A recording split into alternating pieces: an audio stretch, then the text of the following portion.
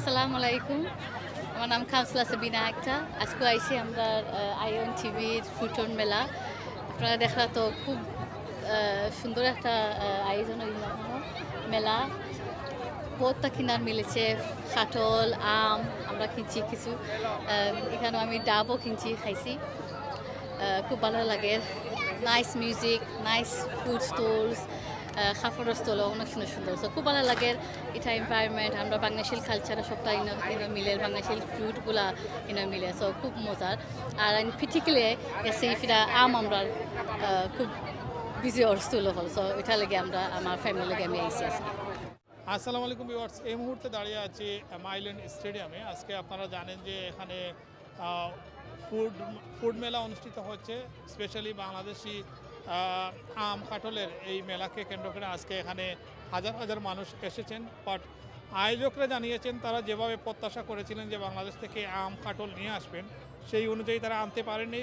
যার কারণে বাংলাদেশি আমের পাশাপাশি অন্যান্য দেশ পাকিস্তান বা ইন্ডিয়ার আমও তারা এখানে বিক্রি করেছেন। তবে এখানে যারা এসেছেন তারা সকলেই খুবই আনন্দিত যে অ্যাটলিস্ট বাংলাদেশি ফুড মেলায় এসে এখানকার বাচ্চা কাচ্চারা তারা বাংলাদেশি ফল ফ্রুট দেখতে পাচ্ছে এবং অনেকেই আমরা দেখেছি যে কিনে নিয়ে যাচ্ছেন এবং ফলমূল কিনতে দীর্ঘ লাইনও আমরা দেখেছি। তো আমরা শুনবো এখানকে যারা এসেছেন তারা কি বলেন।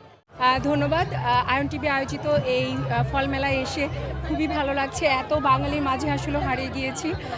লন্ডনের মাটিতে এত বাঙালি দেখে আমি আবেগপ্লুত এবং এখনও পুরোটা মেলা দেখা হয়নি। আমি আমার হাজব্যান্ডের সাথে এসেছি, এখনও যদিও কিছু কিনে দেয়নি, দিবে। খাওয়া দাওয়াও করিনি, মাত্রই আসলাম। আসলে আমার গলাটা ভাঙ্গা, হয়তো ভালো করে অনেকে বুঝতে পারবেন কি না তা জানি না। আয়োজনটা করার মানেই হলো ফ্রুট ফেস্টিভ্যাল। আমাদের অনেক বাচ্চা, এখানকার প্রজন্মের বাচ্চাগুলো কিন্তু আমাদের 6 ঋতুর ফ্রুট কি হয় ওরা জানে না।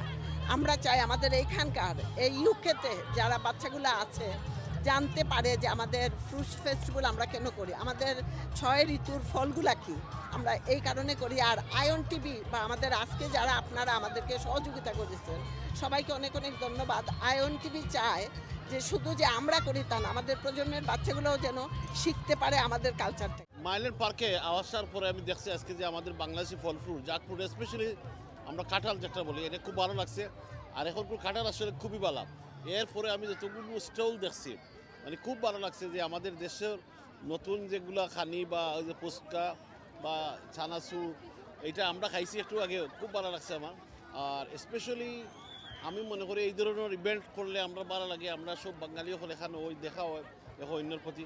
ফলের মেলা যে আমাদের মেলা, আমাদের আবেগের একটি ইমোশনের একটি মেলা, সেই মেলায় সফল হওয়ার একমাত্র রিজন হচ্ছে কমিউনিটি। এবং এই আয়োজনের মাধ্যমে আমরা আমাদের বাংলাদেশকে, আমাদের বাংলাদেশের ফলগুলোকে আমরা বিদেশের মাটিতে তুলে ধরতে পারি। এক, দুই হচ্ছে যে এই আয়োজনের মাধ্যমেই কিন্তু আমাদের কমিউনিটি ব্রিজ বন্ধন তৈরি হয়।